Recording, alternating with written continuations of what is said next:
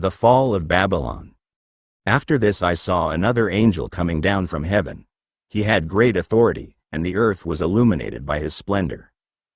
With a mighty voice he shouted, "Fallen, fallen is Babylon the Great. She has become a home for demons and a haunt for every evil spirit, a haunt for every unclean and detestable bird. For all the nations have drunk the maddening wine of her adulteries. The kings of the earth committed adultery with her, and the merchants of the earth grew rich from her excessive luxuries." Then I heard another voice from heaven say, "Come out of her, my people, so that you will not share in her sins, so that you will not receive any of her plagues. For her sins are piled up to heaven, and God has remembered her crimes. Give back to her as she has given. Pay her back double for what she has done. Mix her a double portion from her own cup.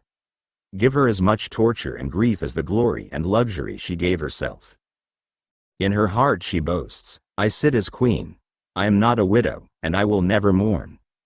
Therefore in one day her plagues will overtake her, death, mourning and famine.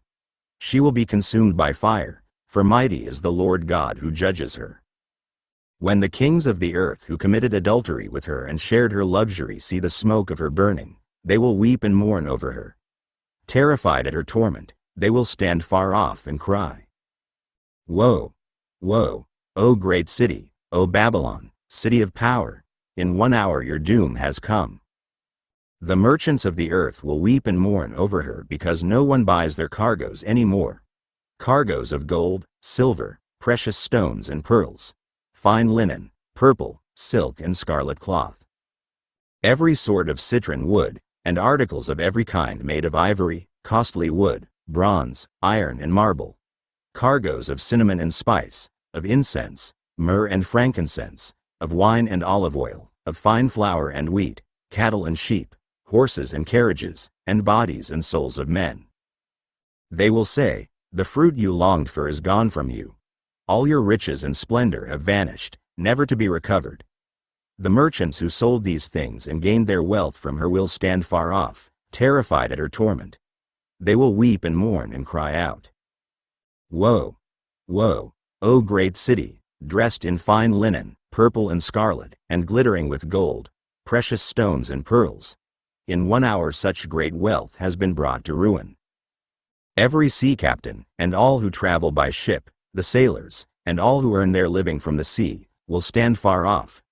When they see the smoke of her burning, they will exclaim, 'Was there ever a city like this great city?' They will throw dust on their heads, and with weeping and mourning cry out, 'Woe! Woe! O great city, where all who had ships on the sea became rich through her wealth. In 1 hour she has been brought to ruin. Rejoice over her, O heaven, rejoice, saints and apostles and prophets. God has judged her for the way she treated you.' Then a mighty angel picked up a boulder the size of a large millstone and threw it into the sea, and said, 'With such violence the great city of Babylon will be thrown down, never to be found again. The music of harpists and musicians, flute players and trumpeters, will never be heard in you again. No workman of any trade will ever be found in you again. The sound of a millstone will never be heard in you again.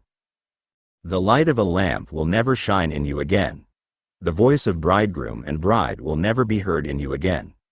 Your merchants were the world's great men. By your magic spell all the nations were led astray. In her was found the blood of prophets and of the saints, and of all who have been killed on the earth.